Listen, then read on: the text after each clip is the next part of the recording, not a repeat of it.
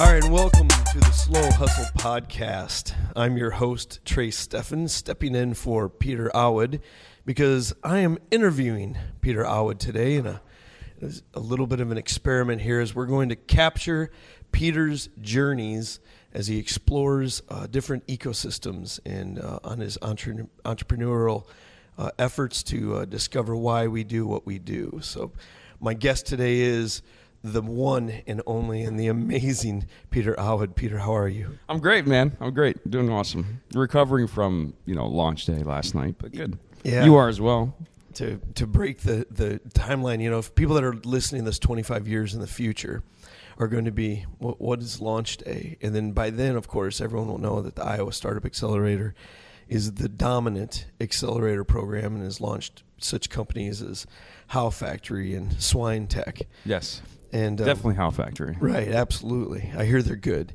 So we right now we're coming less than 12 hours or so from the end of launch day, and my throat is a little bit worn, and I imagine that your fatigue level is set in. How are you doing? I'm good, man. I'm good. Operating on very little sleep right now, but that's right. We're doing well. You're around your community, though. How does that feel to get back to around your people? Feels awesome. And it was really fun just popping in and people being like, holy crap, you're here? What are you doing here? You came for this? I'm like, yeah, I came for this. Of course I did. There's so many people that came up to me and there's like, hey, you got to introduce me to this Peter guy. Got to introduce me to Peter. Like 3 or 4 people are like, you got to introduce me to Peter. All those people were misinformed. The best part is I never even saw you the whole night except for when you were on stage. My buddy, he doesn't exist. It was good. It was good. I mean, shout out to Geonetric because we're sitting in their Foundry Lab right now for the accelerator. So Accelerator, Vault, Geonetric, shout out to all those guys for an awesome night last night, but then also for letting us sit in their space and chat for a few minutes. Yeah. And that's the real key. The reason that we're together is because I really want to understand and learn a little bit more about this mission that you're on. You're on this 9-month journey, this exploration into entrepreneurialism and how people build communities. So tell me about what are you doing and just give me the overview of what we're doing here. Yeah, love to. So, quick rundown for folks that didn't listen to our previous chat together, which was awesome, by the way. Check that episode out. Family and I rented the house up, and it's 10 months, and it's, trying to figure out where it is that we want to live. Why do we live where we live? Why do we do what we do? Just kind of this big question, not the meaning of life and all that stuff, but more so a lot of people land where they land because of a job. Yeah. Not because of choice. And that's not everybody, but the majority of people have found themselves in a place and then they've made that home and they're doing an awesome job of it. But to me, it's okay, we landed where we landed, but is this where we're meant to live? But then also, if we inject ourselves in other communities, can we replicate what we've done here, right? Which is build lasting relationships, both personally and professionally.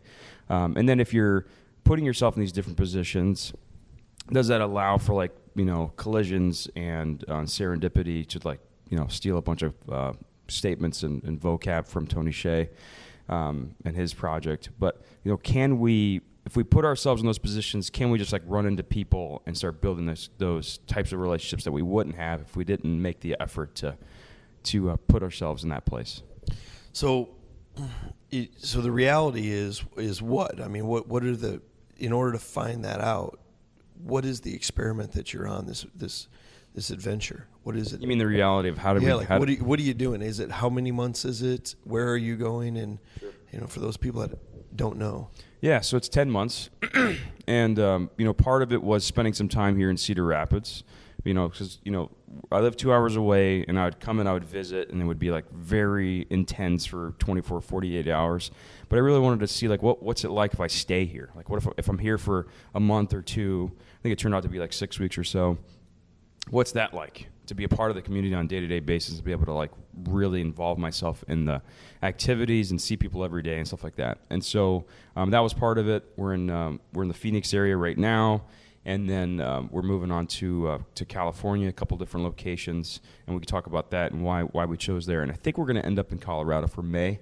But that's not, hasn't been set yet. We're kind of left it open. I love it. I'm not sure where I'm going to live yet, but it'll happen. So we'll figure it out. You figure it out. So in order to make that happen, there's there's some decisions that you had to make, because it's not just you. It's not, loading up the car and putting a tent in there and saying, let's just be happy-go-lucky and this will all work out. You have a family. You have a life. You had a home. So what are the things that you had to do in order to be able to have this adventure? Yeah. So we rent the house out. So the MVP, as I say it, is like Melissa, my wife. She was in for it, but she wasn't sure right in the beginning, right? It's a little apprehensive, and so was I. So I'm like, let's put the house up for rent and see what happens. And so I've told the story before, and we rented out really quickly. Like within a few days, we had a verbal, and so at that point, it's like, okay, well, shit, like what are we doing now? And so the first thing for us is like, we're gonna have the house out furnished, and it's like we got to get rid of all. We got to do something with all of our personal items. But we took it as an opportunity to really like purge and pare down, and we went through like every drawer, junk drawer, like cabinet, closet, everything, and really purged. And that was a super intense time. Yeah. It was gratifying in the end, but there were times when we were like, man, what are we doing? Is this the right thing to do? There's some stressful times.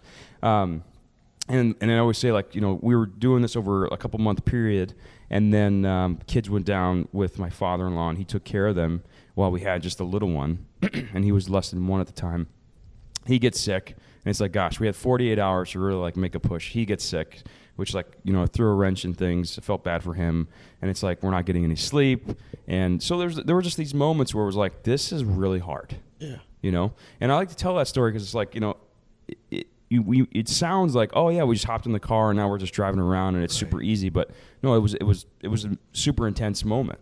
And you got to figure out things like, we have a dog, like what do we do with the dog? And what's funny about like that specifically is someone decided to take her, but they had a cat. And so we said the kids said goodbye to the dog and all this stuff, and it went down, and then the cat was like, who the hell is this dog? Get the hell out of my house, Mm-hmm. It's like 2 weeks later, the dog ends up back with us, and so we had to figure that out. I was going to sell my car so we didn't have to store it or anything. That didn't work out either, and luckily, shout out to my father-in-law, he takes care of the dog and takes my car, and he's just going to drive it until we get back, and kind of store it for us as well. And so luckily those things worked out, but there was all these stressful moments, Yeah. So Kenny and I, my co-founder of How Factory, we were at a conference a week ago. It's on lean. So, we work with manufacturers, so we're out there talking to them about, different components of running a lean business. One of those things is what we call 3S'ing, which is where you sweep, and then you go through and you look at all of your stuff. You kind of sort through it. And then you get rid of what you don't need, anything's minimal, and then you standardize it. And that's like, how you run the first step to run a lean business. So I just had to do that for our office as we're moving into this new co-working space that we've got set up in the Cedar Valley called Mill Race. And that process was so stressful for me. And that's just like my office. That's just like a little teeny thing that I'm not even there very often. So you had to do this for your entire life. That had to create a lot of stress, and I'll stop short of maybe at pain, but that couldn't have been easy on your relationships. It was not easy. And the thing is like, to paint the real picture, it's like we moved into this house with just like a 3-month-old. And so the time that we've lived there, we've had 4 kids, and all the accumulation that comes with that, toys and dress up clothes and like you name it, it was there. And we still, we would purge periodically. So we thought it was not going to be that hard. But then you realize like just how much crap you really have, And we could have just boxed it up, and that probably would have been fine. But I was like, I don't want to come back to this stuff either. Mm-hmm. I'd rather just get rid of it. So it was good. I'm looking forward to getting back to a house that's like, super purged and super lean, right? Yeah. So 3 S's. What are the 3 S's? Put me on the spot, but I'm pretty sure we've got sweep. So that's where you clear everything out like what you guys did. Then you sort, you put it like it has to have a perfect place where you're going to put it inside of that drawer where you know exactly where it is. It's exactly at hand when you need it. And then you standardize. So you know that this is the location where the toilet paper lives, or this is the location where the office paper or my Post-it notes need to be, or my big 3M sheets or whatever it is. So you make sure that you have that at your fingertips, so you don't have to run around looking for things. Like when you have to find the audio cord for the camera because you need to go do something, and you have to sift through 3 or 4 boxes because you just shoved everything in there. It may have been clean, but it's not lean. So, I'm going to use that 3S'ing. That sounds better, right? Like it's more positive of the house. Yep. Like, hey, babe, we're going to 3S. Then there's a 5S, but my God, I'm not good enough to be able to do. You throw 2 more S's on there. I don't know what to do with that. So you can just say we're going to S. We're just S'ing around, dude. Very good. So we can take that so many different directions, but we're not going to, right? This is a family thing, right? So you're getting ready. You're packing up for this trip. You've made some real life decisions in there. None of that's probably possible if you don't have a vision for what you actually want on the other side, right? Or at least a vision for what you need to learn. So what is that? It's a deep question because there are a number of things there. I mean, personally, it's like like I stated earlier, it's like where do we want to live, And is it part of the year or is it year round? And it's based on location. It's based on like inspiration as far as like that topography, if you want to call it that, and the environment. It's based on the people, obviously. It's based on personal relationships. So there's just a number of things there, a lot of moving parts that we're trying to figure out. And I don't think there's like the perfect place. I don't know that exists. Yeah. And so trying to figure out like how we're going to mash that together and what's the best for our family, And there's been, there's a few things we could touch on later on, in the show here, the conversation about like what we've learned thus far.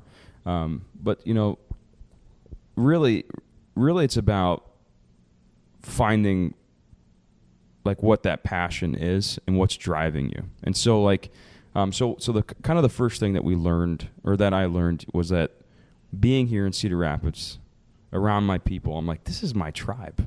Yeah. Like I didn't realize that, and feeling welcome, feeling needed, feeling supported, like all these things. And then realizing that I did have that, where I live. And the people are great and the environment's great, where I live, but it's like, wow, I don't have a tribe there.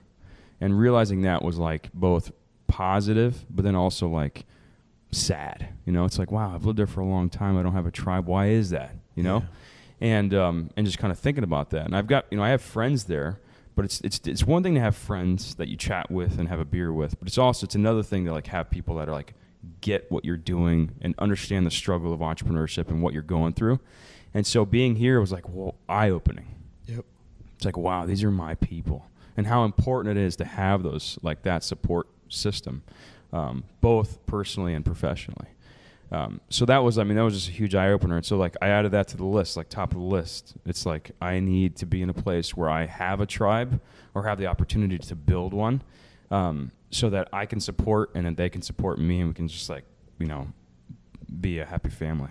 Yeah, the sense of isolation that you can get as an entrepreneur, it's real and it's universal. I mean, a few episodes back, you had Spree on and she was talking about Spree, yeah. Yeah, the when she was traveling around the globe, it was like the sense of isolation was a repeated thing, but yet we're all kind of going through the same thing, so why are we isolated? But having that tribe and having that home, whether or not there's something to be said about, you're traveling all over and you're spending a great deal of your time in other places, but where's your home? And that home is not necessarily where your address is, Is it cheesy to say it's where your heart is? But really it's like that, it's more of a, it's that feeling of that tribe and that community that you belong to, right? Yeah. Yeah. And the thing is like, you hit it on the head. Excuse me. It's like I'm feeling the effects of all the screaming last night of all the clapping and stuff. I sound terrible. It's interesting because it doesn't have to be one location. Like I had, Derek Sivers was on the show just recently and he talked about how like, he's traveled all over and his friends are everywhere and he could just pick up the phone and talk to them, And I think there's an element of that, but I also feel like you need to have like that face-to-face. Like there's nothing that can replace like the high five that you give a colleague, right? Or a friend when they've like had a sense of accomplishment, right? Or like the countless fist bumps and high fives that we had last night. Right. You know, like huge hugs where you knock somebody's tooth out. Yeah, I don't know who would do that. Who would do that? That's for another episode. But that, for people listening, like that happened last night. So anyways, man. So I think that you've got to have kind of both of those things. Yeah.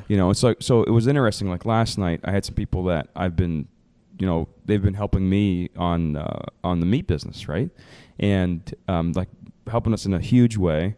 And I go and I introduce myself because I'd never met the guy in person. And he looked at me, I had to look at my name tag. I'm like, dude, Peter. He's like, oh my gosh, like didn't even know, And so like that kind of like brought the relationship together, right? Like seeing somebody in person and being able to like, chat with them face to face. Like that really brought the relationship to a different level, I think. Right.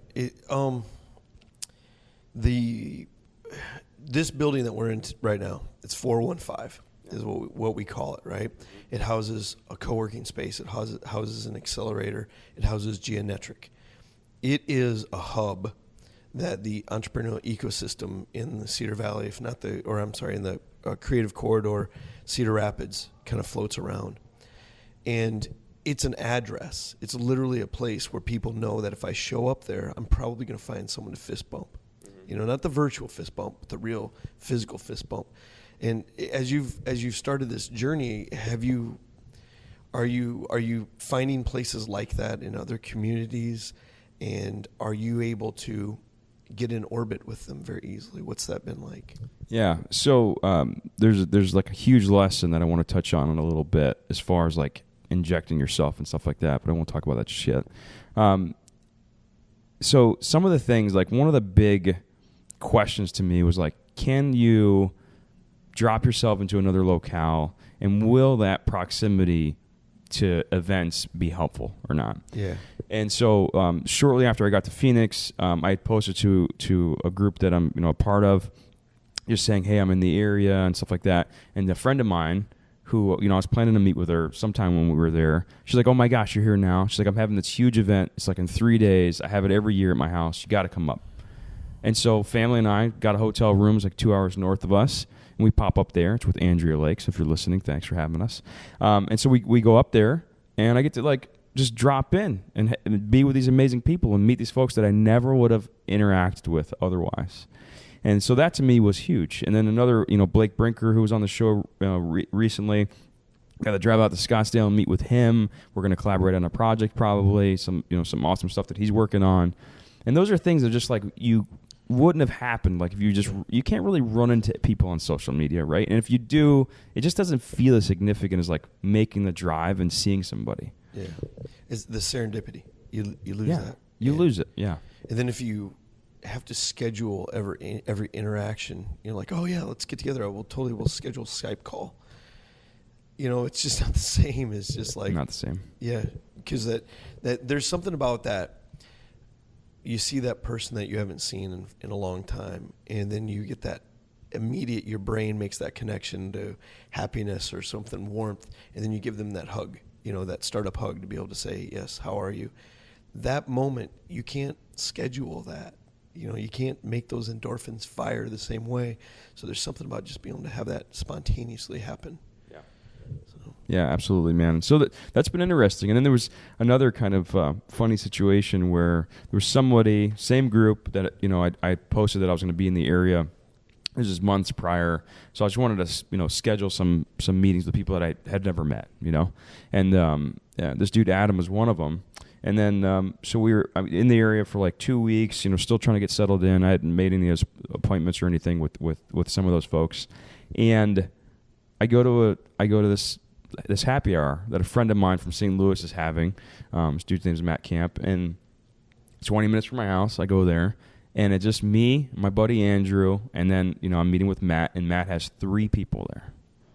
So just imagine how many hundreds of thousands of people that live in this area of Arizona that we're in. And I'm like, this guy, one of the 3 people is asking me a question about what I'm working on, and I bring up Slow Hustle. He's like, oh, you need to talk to this dude next to me. His name's Adam. Adam comes around, and it's this guy who I had interacted with on the group. And I'm like, what are the chances of like having like 3 people at this table that I don't know, one of them being this guy that is part of this group? And so to me, that was like kind of mind-boggling. Like, what are the odds? But then also telling of like how small the startup community really is. Yeah. Like it feels bigger, but really it's like it is a pretty tight group, small group, intimate family of folks that are like really making a go of it. So that's just just kind of a side note, but it was a fun kind of happening. So what are those realizations then that like those moments that you have? What are the results, or the like if you start to like pull what you're learning together? What's your sense of maybe your assumptions, questioning or validating some of those things? What are you learning so far in this first phase? Yeah.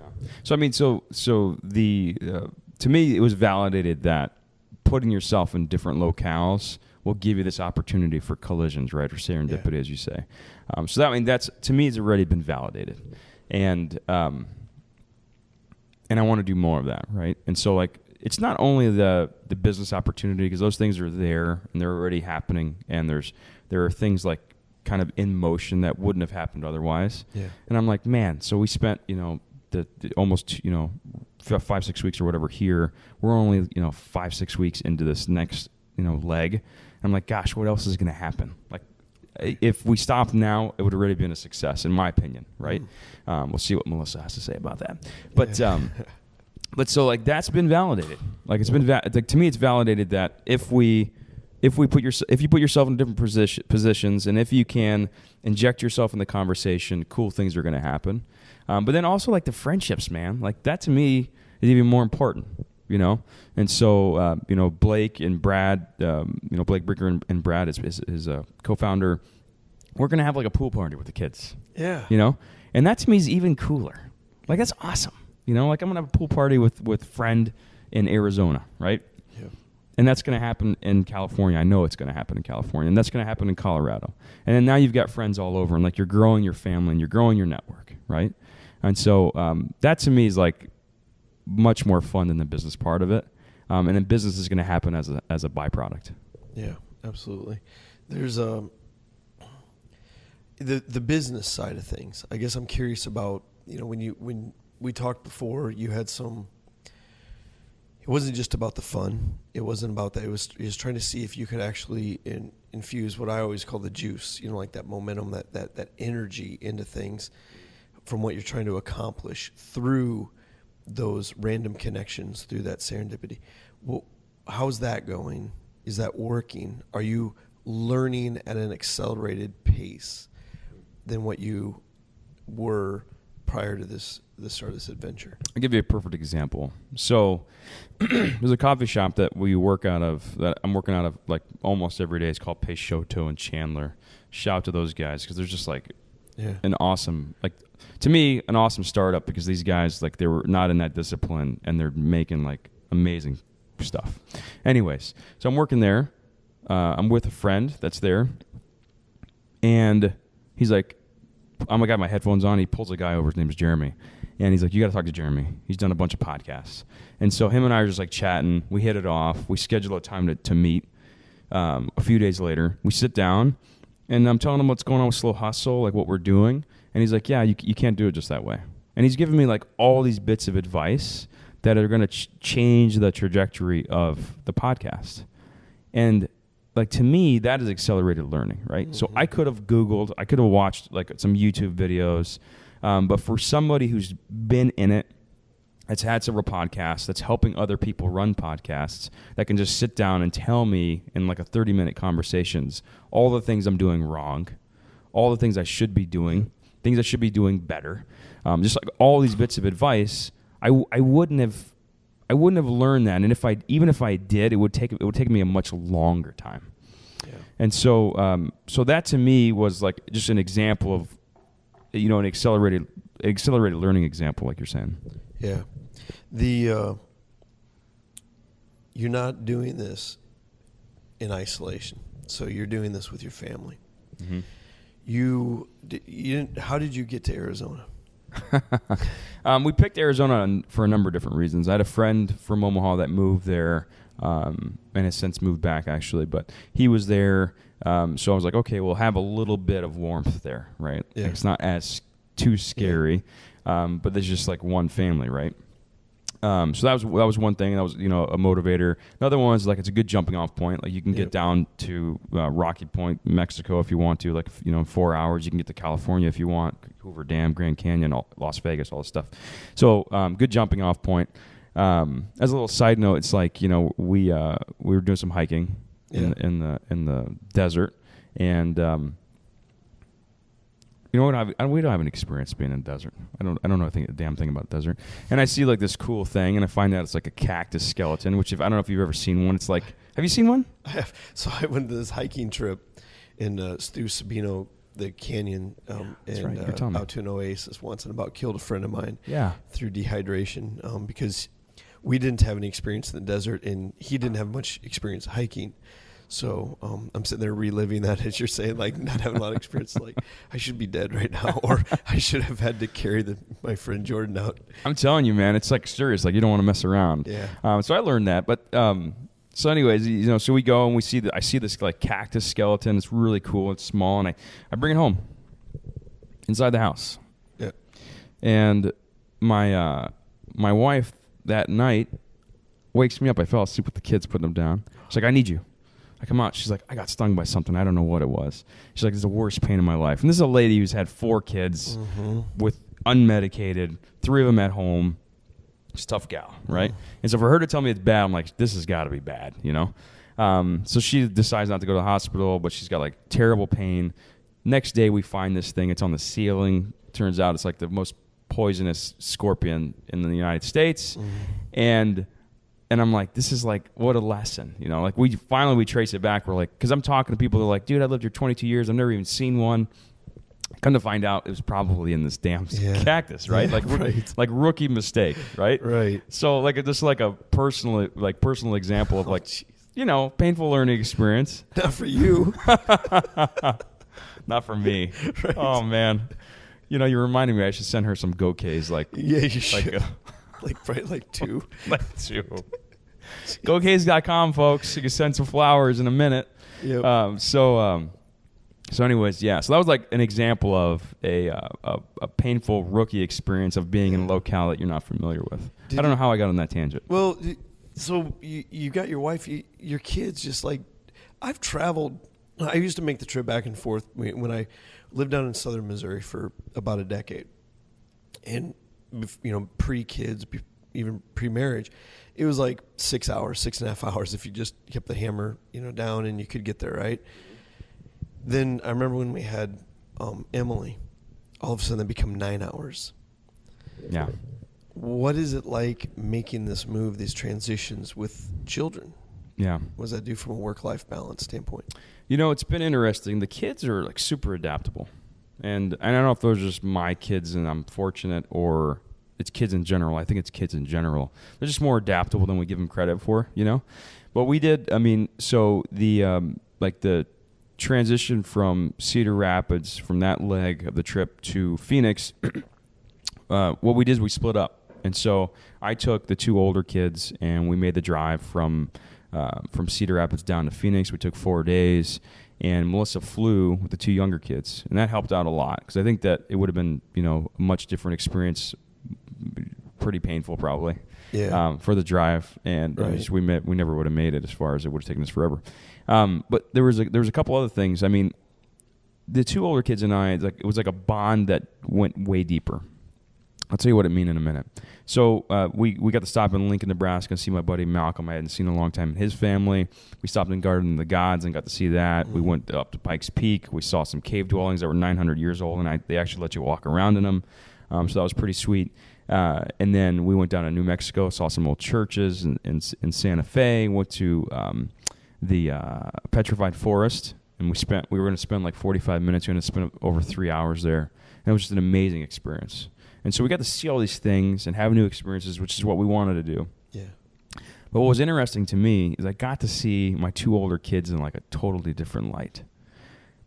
And realizing that they get hamstrung by the 2 younger kids, right? So like in the car, they've got to be quiet, Like it's like, stop having fun. kid's got to sleep, right? There's nursing baby or whatever it is, and it was like their eyes were opened, like, wow, like we can have fun with dad. He doesn't have to be like super stern in the car because we're trying to like get places and not wake the baby up. And so it was just cool to see like them as little people, right? And like just have that camaraderie, so to speak. So that was really fun. And it was also fun to like treat them on things. So kids I think they've been to McDonald's one time ever, like in their whole life. They don't even know what the golden arches are, right? And I'm not saying that out of pride. You should say that out of pride. But it's never happened, right? Yeah. So we're driving and we're trying to make some time, and I'm like, I need a coffee. But it's like, I'm in the middle of nowhere. Yeah. I see McDonald's coming up. So I'm like, the kids are like watching a show, they're joking. I can't remember. They weren't paying attention. I pull into McDonald's and I order a coffee and a large fry, right? I'm like, I'm going to treat the kids. So we pull out, and they're like, Dad, what'd you get? And I just hand the bag back. And they open it up, and they're like, wait a minute. You just got fries? Oh, yeah. And they go like, you can order just fries? Just get fries. And I go, yeah. I'm like, what do you mean? They're like, I thought you had to eat a sandwich to get fries. And then I realized, like, I've told them this lie. Like, when we go out to eat, I'm like, you can't eat fries by themselves. Like, you have to eat a sandwich, and then you can get some fries. And then they split, like, one order of fries between 3 kids and us. Like, they get, like, 4 fries. And they're, like, just mowing this bag of, like, this king-size fry, And to me, it was just so funny, dude. Like, yeah. They have no idea, And so, like, to open up their eyes and to treat them on things, and then for us to just be flexible and stop wherever we see a sign and something looks cool, Yeah. Like we stopped at this truck stop and ate some junk food. We ate pretty good most of the time. I'm making it sound like we ate a bunch of shit on our way. We didn't. It's a road trip. But it was a road trip, and so it's like it was just cool, man, to get them to know them like that, and realizing like we try to do everything as a complete family. And sometimes I think, like, we just need to split up, The younger kids probably want to do stuff that the older kids don't. Right. And, this is not new to a bunch of parents listening. But for me, it was like, gosh, we really push to have, like, the whole family together for everything that we do. And that's probably not a good thing, You got to split up and let, like, the older kids do something different and give them that breathing room. You don't have to eat the sandwich to get the fries. You don't have to eat the sandwich to get the fries. There's just something there. At some point, I'm going to find the perfect. We're going to get the metaphor perfect. You don't have to eat the sandwich with the fries. So, what is it about? So you're kind of a nomad right there. Right now you're kind of a nomad moving into different communities. Yeah, a little bit. And one of the things that I always talk about, and I think that I've tried to be good with this, and also have tried to make our help. Well, our company, just the people that are part of it, want to be How Factory. We want to be good operators. So you're a guest inside of whatever community or ecosystem that you're part of. So when you're moving around and you're going through these through this process, what are the lessons that you're learning as far as how to be a good guest and what your responsibilities are? Yeah. This has been, like, to me, the biggest eye opener of the whole trip so far. And there's been a bunch that I've named already, but this one's most interesting to me, and I actually think it's going to apply to, like, everybody listening, and it's also going to it applies to your day-to-day life. Like, you don't have to be traveling to understand this. So we're new. We're in town. We know barely anybody, right, except for the friend that I told you about or mentioned, and Andrew Nonberg, my buddy, and you feel like you're like, I'm a guest. Like, I'm the new guy. Reach out to me. Make me feel welcome. Mm. And it just wasn't happening, right? And it would happen, like, my wife's going to homeschool events. It's happening to her. I'm at the coffee shop. I'm at the co-working space, and, like, people just have their head down working. I'm like, what's wrong with these people? These people are, like, super unsocial. Yeah. And then I realize, I'm like, that's bullshit. Like, it's bullshit for me to think that they need to welcome me because I'm the new guy. I'm the one intruding, right? I'm the intruder almost, if you want to look at it that way. And so you've got a bunch of different, like, not mannerisms. You got a bunch of, like, different things that are happening here psychologically. And you think about this. You're in a group of, like, 100 people, Like you think about the launch day last night. Yep. Who did you gravitate towards? The people that you know. Mm-hmm. Why? Because it's easy. You want to see them. You already know them. You know they're going to welcome you. It's not a vulnerable state to put yourself in, like at all. Now, reaching out to people that are having a conversation that you don't know and injecting yourself into that conversation, that's scary. Or the guy that's just standing around, you can tell that he's nervous. That's uncomfortable. Like, you're not going to approach that guy. Yeah. Unless you make like a thoughtful effort. Yeah. So it's that guy, the person that's there, it's his responsibility to inject himself in a conversation, to say, hey, I'm the new guy, I'm from wherever I work on this project, whatever it is that you need to say in order to like break the ice, and to make the effort to like start meeting people, and to understand that you may not be welcomed back, right? Like you may not, they may not want to talk to you, and that's I mean, it's super vulnerable. It's a scary thing, right? It's not their responsibility. It's not their responsibility. It's, Yeah. And so that to me has been like super eye-opening, and it's like a huge lesson for me. It's like you got to make the effort. And so I'm watching Melissa at these homeschool events, and it's like, hey, we got to, these girls are sitting around.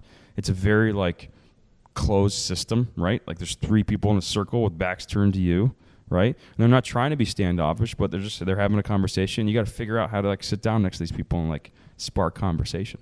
So what do you do? What have you done, and what have been the results of that? Yeah. And so so it's interesting. This was like a really recent kind of revelation. And so it's like making the conscious effort to just like, so we just watched a video of a guy trying to jump into a pool, right? Yeah. It's a frozen pool, by the way. Catch the Ice, dude. Google it. You're welcome. And it's like, what does he do? It's like, he's just like, I'm going to do it, right? Yep. I'm just going to jump in. And to me, it's like that, or like cliff jumping, right? Like if you think about it too much, you're just going to like circle the cliff, and then you're going to walk away. You got to just like stand there, jump in. Like, don't think about it, right? And I think that's it's like the same analogy for like group settings. Like just make the effort. Like you spot a guy or a gal, whoever it is you want to talk to, just walk up. Like don't think about it. Like don't think about it too much. So I did it last night. We were just talking, like telling the story. And I'm like that dude over there with the beard. I don't know who that is. They're like, you want to meet him? I'm like, yeah. So I just walk over and talk to him, right? And it's super awkward. Yeah. It's hard. And you know what? You're not going to hit it off with everybody. Nope. But you got to do that. Because you never know who you're going to meet, right? And you got to go through like a few awkward ones to find someone that you hit it off with. But how else are you going to meet folks? Yeah.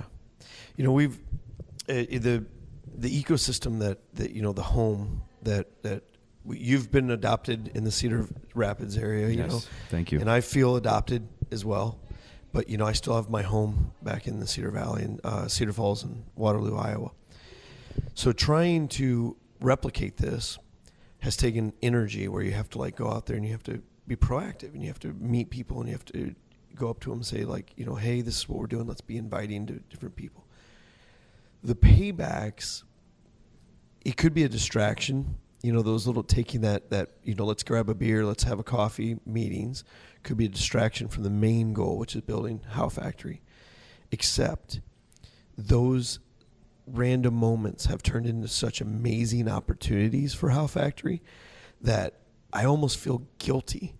Like I feel like I'm doing something wrong because I keep benefiting from every one of these interactions. So am I being selfish? Am I manipulating people? Am I twisting things to work out in my favor? And the truth of it is if you go into it with the right heart, where you actually care about the other person and you want them to be successful, it's the old adage, right? Zig Ziglar. If you want it, you can have everything you want in life if you just give everyone else what they want. And it's amazing, isn't it? It's super amazing. The thing is like it's not selfish, because people want to work with people they like. Yeah. Right? I tell this all the time. It's like you got 5 or 6 vendors you could work with, right? Let's say there were 5 or 6 How Factory competitors. Yeah. And I need your solution. Who am I going to work with, man? Like That's right. I'm not going to shop around. You're not going to do it. Because you want to work with the guy that you trust, that you have a rapport with, that you enjoy hanging out with. Yep. Right, you're going to work with that guy, and so if you benefit, it's like it's an amazing byproduct of friendship. Yeah. Another shout out to a guy named Jeffrey Gitmer, great sales guy. Wrote a book called The Little Red Sales Book or something like that. he said, all things being equal, people want to do business with their friends. All things not being equal, people still want to do business with their friends. And so, the answer is just be friends with everybody. And when you do that in friends, like true friendship, not manipulations, not transactional relationships, but true organic, I want to learn from you and I want to help you. And that's amazing. So to be able to do that at a national level, that's pretty exciting, man. Yeah, and true friendships. Like Andy Stoll, who gets shout out on almost every episode now, it seems like. Yep. He deserves it. Yeah, for a good reason.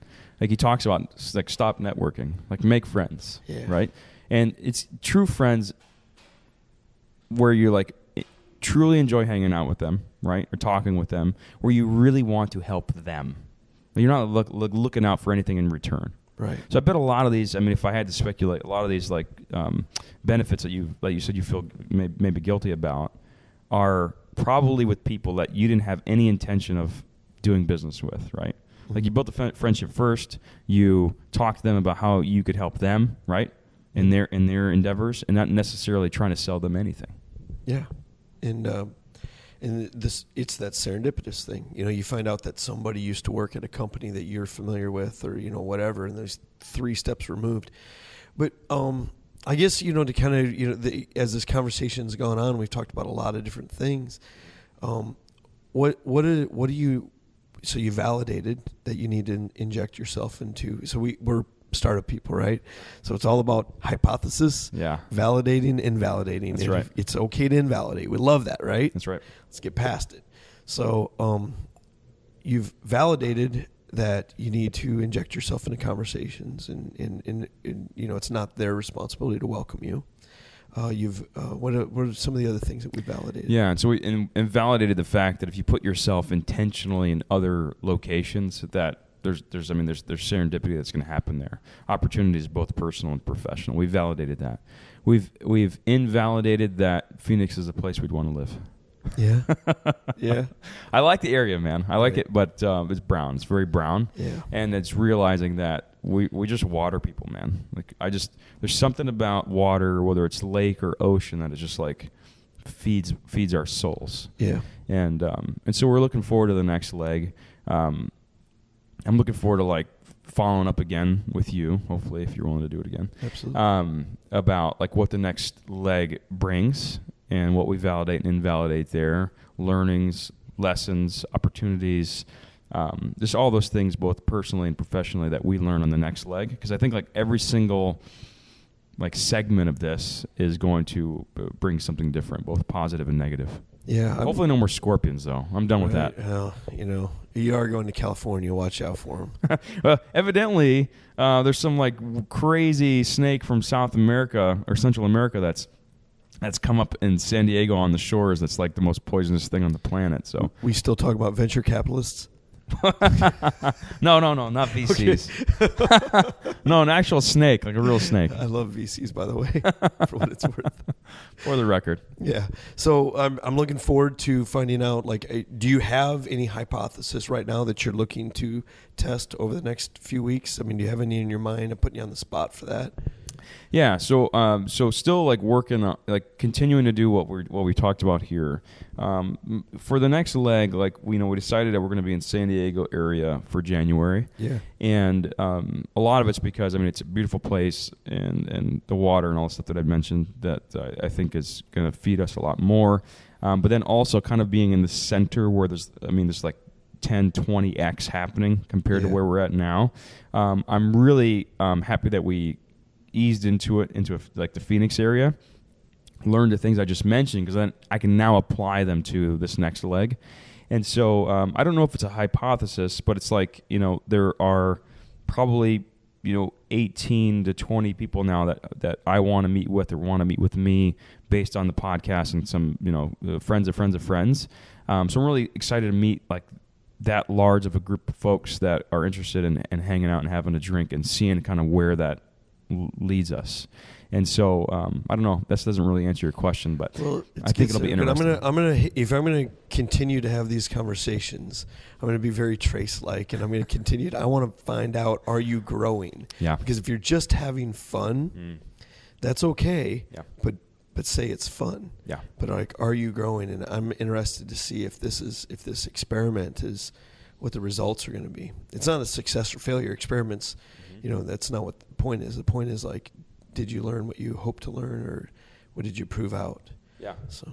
Yeah, and I'm interested to see, like, tracing back some of the things that we've grown, like, some of the positive things, both personally and professionally, we can link back and attribute to the trip, and then kind of like doing that post-mortem. It's like, hey, all these different avenues that we went, the growth that we had either on the podcast or some of the other companies, the relationships that we've had and that have grown out of them, that we can attribute back. I think that'll be really interesting to measure.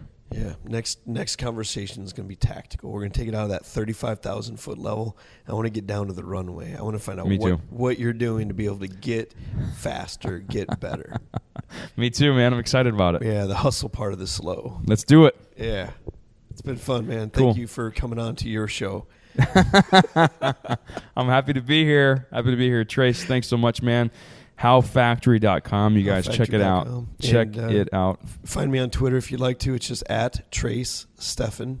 And if you go to How Factory, you'll figure out how to spell Trace Steffen. That's right. Check it out, folks. Trace, thanks, man. Thank you, Peter. Later.